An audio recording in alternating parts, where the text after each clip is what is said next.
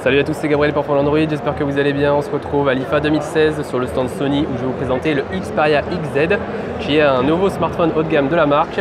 Alors en termes de design, on a de légers changements mais on reste quand même sur une identité Sony qu'on connaît bien.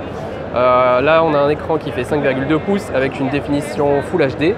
Sur la tranche droite, on retrouve toujours le bouton de mise sous tension qui sert également de lecteur d'empreintes.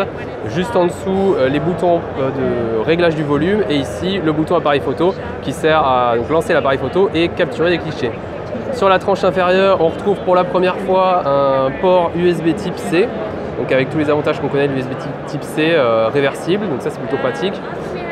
Sur la tranche gauche, on a simplement la trappe qui sert à accueillir la nano SIM ainsi que la carte micro SD pour étendre la mémoire de stockage. Et enfin, au-dessus, la prise jack. À l'arrière, on a toujours ce logo Xperia. Tout le design est en métal. Là, on a une bande avec une texture peut-être un peu différente. C'est peut-être du plastique, je ne peux pas vous garantir à 100%. Mais surtout, la grosse nouveauté qu'on retrouve, c'est le nouveau capteur. Donc Sony a beaucoup insisté dessus.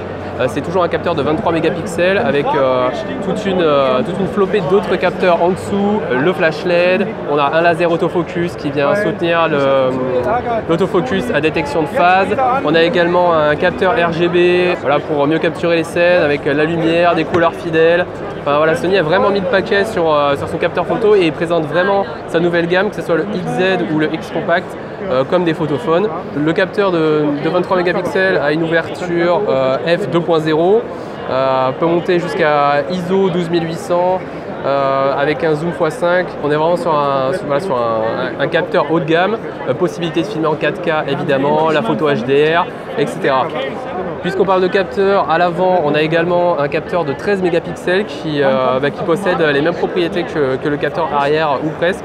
Donc ça promet de bons selfies selon Sony, donc on verra ce que ça donne, notamment en basse lumière, parce qu'aujourd'hui on sait que tous les smartphones prennent de bonnes photos lorsque les conditions de luminosité sont bonnes, mais ça se gâte un peu en faible lumière. Donc, pour ce qui est de l'interface, on est sur l'interface Sony qu'on connaît très bien.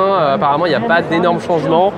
On a toujours le lanceur d'applications ici, les apps Sony qu'on retrouve, donc application musique, album, vidéo, PlayStation, toujours la possibilité de faire du remote play avec c'est-à-dire afficher l'écran de votre PS4 sur le smartphone et connecter une manette en Bluetooth pour jouer avec l'écran de votre smartphone à la console, donc ça sera toujours possible. Du côté des perfs, c'est toujours un Snapdragon 820 dessus avec 3 Go de RAM. La mémoire de stockage interne est de 32 Go, avec toujours, comme je vous disais tout à l'heure, la possibilité de l'étendre via la carte micro SD. Et pour finir sur l'interface, vous voyez, on a toujours cette même interface Sony, vous ne serez vraiment pas perdu, c'est celle qui existe actuellement sur les Xperia. Donc il semble que Sony n'a pas fait d'énormes révolutions sur ce point. Et puis je terminerai sur l'autonomie. Il y a une batterie de 2900 mAh. Donc j'imagine qu'avec les optimisations, on sera à même de tenir une journée dans un usage intensif et peut-être un petit peu plus longtemps sur un usage un peu plus light, on va dire. Donc ça c'est pareil, c'est à tester. On vous dira tout ça lors d'un prochain test un peu plus complet quand on recevra ça sur Follow Android. Merci à tous d'avoir regardé cette vidéo, j'espère qu'elle vous a plu. N'hésitez pas à la liker, à la partager, à la commenter et à vous abonner à la chaîne YouTube de Follow Android. Vous pouvez également vous abonner aux notifications sur la chaîne YouTube pour être alerté des prochaines vidéos. Voilà, merci à tous d'avoir regardé celle-là et on se retrouve très vite sur Follow Android.